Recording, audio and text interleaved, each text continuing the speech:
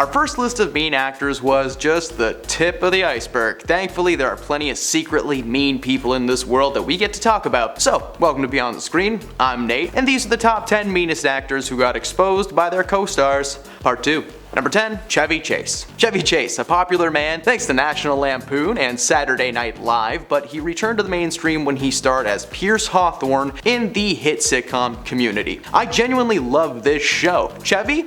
Not so much. And it would appear that his Community co-stars would agree with that statement. Around the middle of the show's runtime, Chevy started to complain about his co-stars, especially Mr. Glover. It became apparent that he was more than just angry with Donald, and it was eventually fired for using racial slurs against him. According to himself, aka Troy Barnes, Chevy would often make inappropriate jokes either aimed at him or as a general way to disrupt a scene. Joel McHale told People that before he was fired, Chevy was complaining about his character on the show and how he was being portrayed. The entire cast reminded him that there was no contract keeping him there, which may have been part of what set him off on set. His character was written out in truly humiliating fashion, with his life ending after feeding his geese way too much, if you know what I mean. He was playing with them. Number 9, Tom Hardy. Mad Max Fury Road is a forgotten gem in cinema history. It featured little to no CGI despite having some awesome visuals, and it featured some pretty cool performances from its cast like Nicholas Hoult, Charlize Theron, and Tom Hardy. Charlize and Tom played the main characters, Furiosa and Max, and while their on-screen characters end up working together in the end, on set,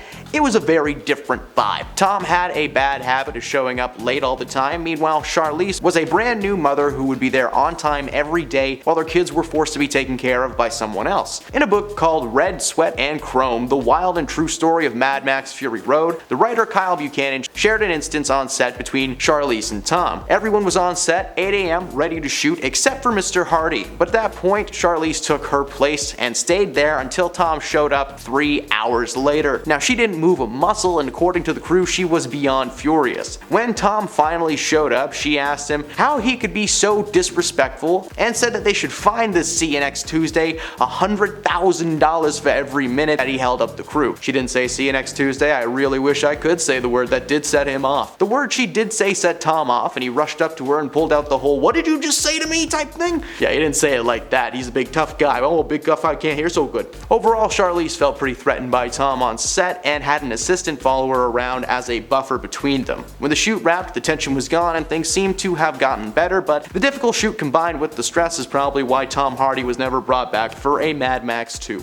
Number 8, Jeremy Piven. Best known for his role as the timekeeper in Spy Kids 4D, All the Time in the World, and nothing else, unfortunately has an overall rough reputation in the world of Hollywood, mainly being pegged as a very difficult man to work with. Several of his co-stars over the years have called out his wild behavior. When Kim Kardashian made a cameo appearance on some indie show called Entourage, I don't know, I've never heard of it, he was very pushy towards her, trying to get her contact information. Several past girlfriends and co-stars like January Jones, Kelly Brook, and Rachel Hunter have all agreed that this guy plays the numbers game. He'll go out and get as many phone numbers as he can so that at the end of the night he can just text all of them at once and see who responds first. The most troubling incident came when he made a guest appearance on the sitcom Will and Grace, playing Grace's ex-boyfriend. Deborah Messing, who plays Grace, recalled to Andy Cohen, Watch What Happens Live, that her experience with Piven was just plain gross. She claims to have locked lips with a lot of boys in her time on stage and screen, and on the first day of rehearsals Jeremy tried to get French with her, claiming that he tried to shove his tongue down to her heart. She told him to take it easy, but apparently he refused. Not a cool move at all, and very gross indeed. This man is so mean and self-centered that he once tipped a waiter with a DVD of The Entourage. Seriously, what? Is it like a late night cable television show or something? Ooh. I'm just kidding, I know what The Entourage is. Number 7, Mike Myers. Yeah, baby, it's very shagadelic that Mike's on this list. Despite being a Canadian treasure and the man behind some comedy cult classics like Austin Powers and Wayne's World, this guy's actually apparently a menace on set.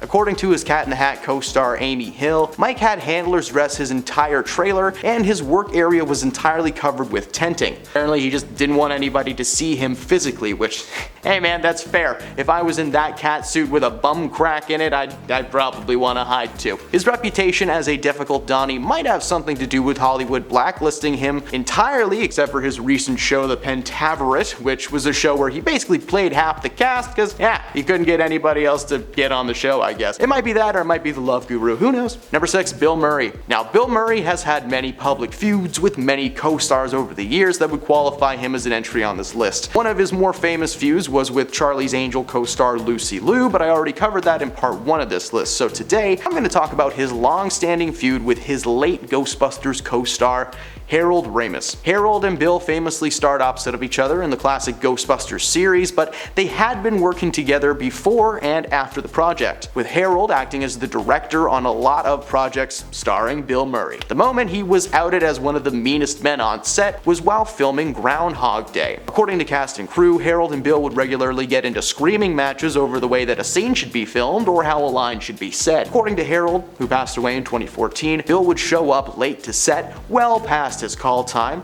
Following the film, the two did not speak to each other for decades. It wasn't until Harold was heading out the door that Bill decided to reconcile the friendship, but by then it was a little bit too late. Of course, in the years since, several co-stars, especially female ones, have come forward to call out his extreme temper and snappiness on set, but we could do a whole top 10 about things that Bill Murray has done. Number 5, Bruce Willis. Now, Kevin Smith is a director, actor, and an absolute geek in the best of ways. In 2010, he collaborated with Bruce Willis on an action comedy called Cop Out, a story about two cops who get sucked into wild action-packed shenanigans. I don't know, I've never seen the movie. According to Kevin Smith, his time on set as a director of the project was not good, and it was mostly due to his childhood hero Bruce Willis telling him to snap out of it every time that he would mention his admiration. He went on to claim that Bruce was difficult to work with on set in general, and that a lot of the time it just felt like he was messing up scenes on purpose to throw him off. Apparently, every time Kevin would try to, do his job and direct Bruce Willis, he would just kind of tell him that he had been working in the industry for 25 years and that there was nothing that Kevin could tell him he didn't already know. He then revealed on The Tonight Show with Jay Leno back in 2012 that Bruce had actually confronted him after filming one day and asked him if he wanted to take a swing. The situation escalated to the point that Bruce didn't appear for promotional events or photo shoots, meaning that he was photoshopped into most of the pictures that you see him with co-star Tracy Morgan, who Kevin claims is actually the only reason he didn't back out of the project. Since Willis was diagnosed with aphasia, the two have been able to patch things up, with Kevin apologizing for his petty complaints. Number 4, Ryan Gosling. The Notebook is considered to be one of the better romantic movies ever made in Hollywood. Oddly enough though, the on-screen couple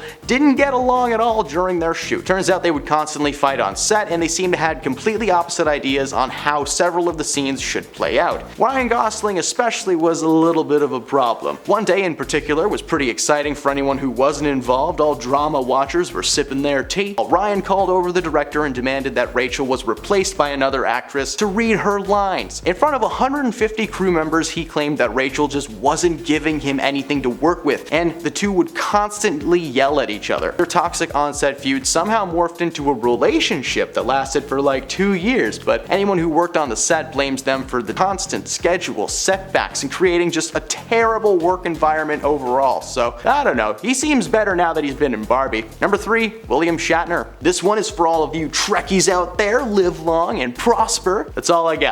I'm not as geeky as one may think, but I'm well aware of this long-standing feud between William Shatner and his Star Trek co-star George Takei. This feud has lasted for over 50 years, and according to George, it boils down to William being a prima donna attention hog the entire time he was on set. Over the years, George has always been vocal about his opinion on his fellow Star Trek cast and crew. Most of the time he has nothing but nice things to say and claims to have made lifelong friends from the project, but there is, of course, one that he despises, and it's William Shatner, who was the bane of everyone's existence on set. He loved being the center of attention and was apparently very self-involved. He wanted everyone to know who he was. William actually responded to these claims, telling people that he believed that Star Trek co-stars were damaging his good name for publicity's sake. But why would people who've barely acted in 30 years suddenly want to bash you for fame and glory? I don't know if anyone has noticed or not, but William hasn't done much either in a while, other than,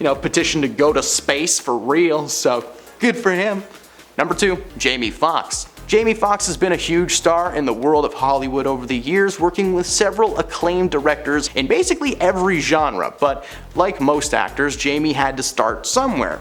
and that somewhere was in the film Any Given Sunday from 1999 alongside Al Pacino, Cameron Diaz, Dennis Quaid, and Mr. LL Cool J. Cool J and Jamie played teammates in the football-centric flick, and not only do their characters constantly fight on screen, but behind the scenes, they had an actual brawl that ended in the Miami County Police being called in. During one scene, the two were scripted to fight and filmed the first 2 takes as planned, but just, faking it. However, some offset beef made its way in front of the camera when Jamie struck Cool J for real, splitting his lip open, and an all-out beatdown took place, leaving Jamie unconscious and in the hospital. They had to stop production because they just weren't sure when Jamie would actually, come back to be able to film his scenes. When Foxx did return to set, it was with a small crew of friends and his manager. Waiting to greet them was LL Cool J and half of Brooklyn, according to the director, who stated that the tension was only settled after the real-life football players that the characters were based on came onto set and took care of business. And at number 1, Sarah Jessica Parker. For this entry, I'm not allowed to say the title of the show that Sarah and her co-star Kim Cattrall were on, so I'll be referring to it as Schmecks and the City, okay? Take the schm and you know what, you'll figure it out. The Schmecks and the City series is remembered for its larger-than-life fashion and flings. But even better than the show itself was apparently the dramatic on-set feud between Sarah Jessica Parker and Kim Cattrall. There was merely speculation for a long time, but their feud was confirmed when Kim was left out of the HBO Max revival, and just like that. The feud reportedly stems from Sarah receiving a massive bonus when she was given an executive producer title in season 2. When the other girls found out, Kim attempted to negotiate a new salary. Apparently, the other cast members found that out and they thought it was petty and just basically shunned her on set, refusing to sit with her at lunch. According to Kim, she began to face hardships in her personal life and was having a difficult time coping. The feud was surface level, and as time went on, things got better from what we can tell. And those are 10 more mean actors who exposed their co-stars. Do you want to see part 3? Let us know by dropping a like on this video and following the channel for more celebrity content each and every day, and thank you for stopping beyond the screen. See you next time.